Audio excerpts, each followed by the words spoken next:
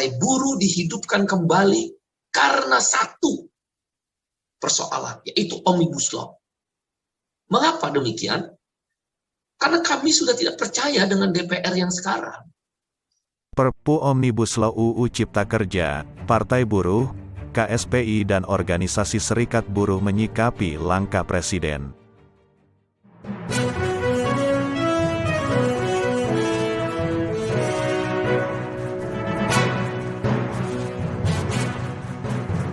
Edar berita, melaporkan, Partai Buruh menyikapi peraturan perundang-undangan Perpu Presiden Joko Widodo, Jokowi, Nomor 2 Tahun 2022 tentang Penciptaan Lapangan Kerja, Ciptaker.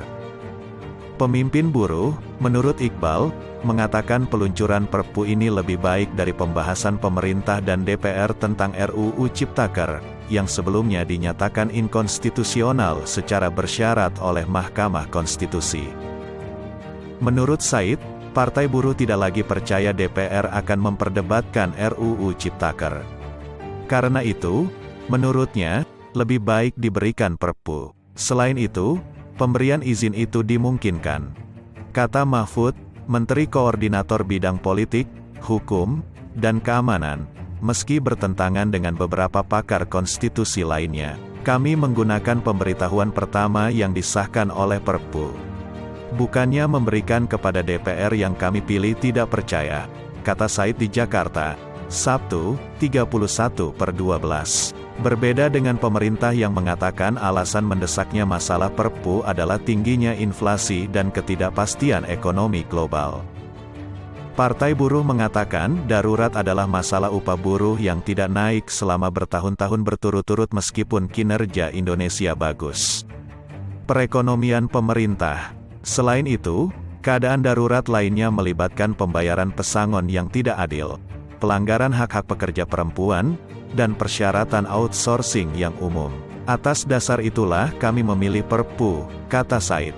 Saya belum tahu isi Perpu. Soal isi Perpu, Said Iqbal mengaku tidak tahu isinya.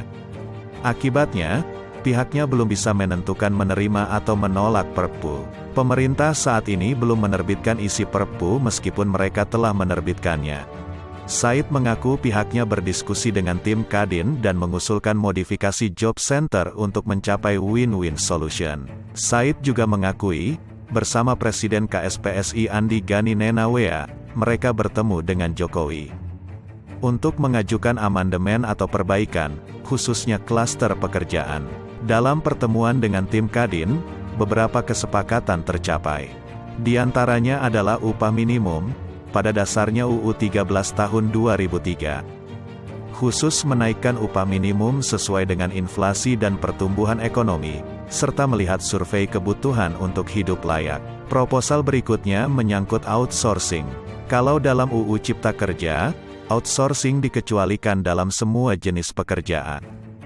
Usulnya sama dengan UU 13 tahun 2023, bahwa harus selalu ada pembatasan. Sedangkan mengenai klausul kerja kontrak dalam UU Cipta Kerja tidak ada batasan jangka waktu kontrak, meskipun PP menetapkan batas maksimal 5 tahun.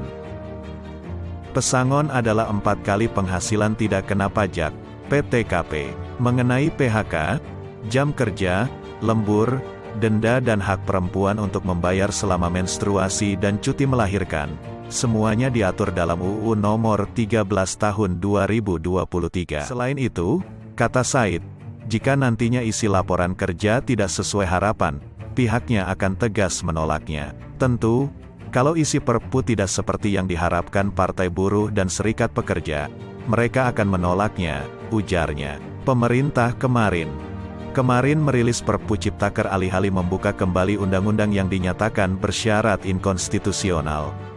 Langkah ini dikritik banyak pihak, karena diyakini pemerintah ingin mencari jalan pintas dalam merancang kebijakan kewirausahaan.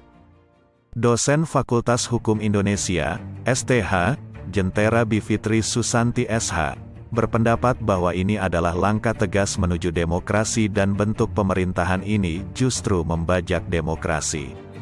Pakar Hukum Tata Negara Universitas Andalas Padang Ferry Amsari mengkritisi hal itu karena Perpu tidak dipaksa terbit. Menurutnya, Alasan dampak perang Rusia-Ukraina sebagai dalih pemerintah tidak signifikan. Demikian edar berita, melaporkan, dan terima kasih sudah mampir ke channel ini. Jangan lupa subscribe dan nyalakan loncengnya, share dan komen untuk membangun channel ini berkembang. Selamat menjalankan aktivitas Anda, sampai jumpa.